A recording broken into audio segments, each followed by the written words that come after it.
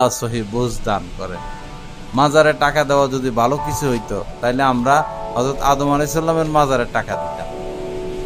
যদি মাজারে টাকা দেওয়া শরীয়তের নির্দেশ থাকতো, আমাদের বাবা ইব্রাহিম আলাইহিস সালামের মাজারে মানুষ টাকা দিত, আম্মাজান আয়েশার মাজারে টাকা দিত, কবরে টাকা দিত, আম্মাজান হযরতে খাদিজা রাদিয়াল্লাহু তাআলা আনহার মাজারে কবরে টাকা দিত। বিশেষ করে মাজারে টাকা দেওয়া যদি কোনো সওয়াবের কাজ হইতো তাহলে নবীজির রওজার আশপাশ টাকা ছাড়া আর কিছুই থাকতো। পুরো মদিনা ভরাই ফেললো মানুষ টাকা দিয়া, মদিনায় ঢুকতে পারলো না টাকার কারণে, এই পরিমাণ টাকা মানুষ দিত। তো কই আল্লাহ রাসূলের মাজারে কবরে কি 1 টাকা দেওয়ার সুযোগ আছে? আল্লাহ পাক আমাদেরকে সহি বুঝ দান করেন, আল্লাহ আমাদেরকে হেফাজত করেন। আমাদের শাহজালাল রহমতুল্লাহ আলাইহি সিলেটের অনেক বড় বুজুর্গ আল্লাহর ওলি, এই বুজুর্গ আল্লাহর অলিকে নিয়ে ব্যবসা করে। যারা মাজার কর্তৃপক্ষ এরা লিজ দেয়, 1 বছরের জন্য লিজ দেয়, ডাক উঠায়।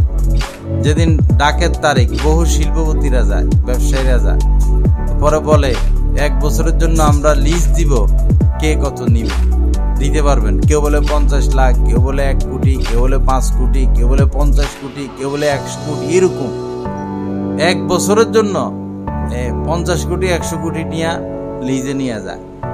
পরে সারা বছরে যত টাকা উঠে ওই লিজ 100 কোটি টাকা লিজ 100 কোটি মাজার কর্তৃপক্ষ পায়, আর সারা বছরে যা উঠে যারা লিজ নিল তারা নিয়ে যায়।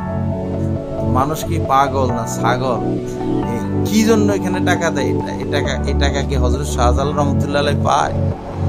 মাজার কর্তৃপক্ষ পেট ভরে, এক একটার বাড়ি আছে ঢাকা শহরে 20-30টা মাজার কর্তৃপক্ষদের, এক একটার গাড়ি 5-7 কোটি টাকা দামের গাড়ি, এদের এক একটার স্ত্রীর স্বর্ণ গয়না আছে কয়েক কেজি, 8-10 কেজি আদামন স্বর্ণ আছে এক একটা স্ত্রীর। এই পাবলিকের টাকা কি জন্য মানুষ যায় আর কি জন্য টাকা দেয়? আল্লাহ সহি বুঝ দান করেন, আল্লাহ আমাদেরকে এই সমস্ত বন্ডামি থেকে বাঁচার তৌফিক দান করেন।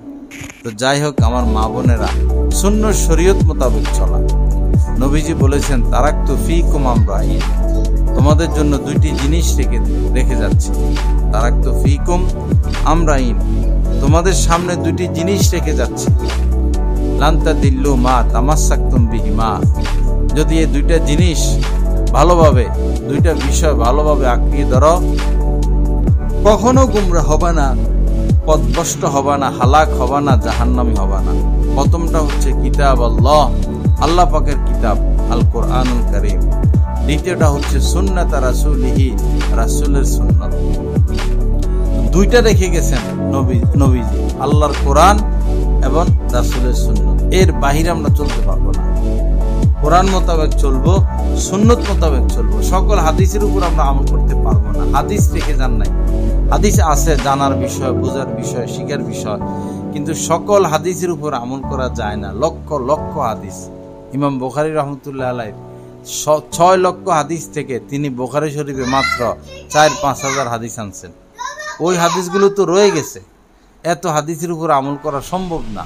আমল করতে আমাদের উপর নির্দেশও দেওয়া হয়নি, আমাদেরকে নির্দেশ দেওয়া হয়েছে সুন্নত মোতাবেক চলতে। আলাইকুম বিসুন্নতি, নবীজি বলেছেন তোমাদের উপর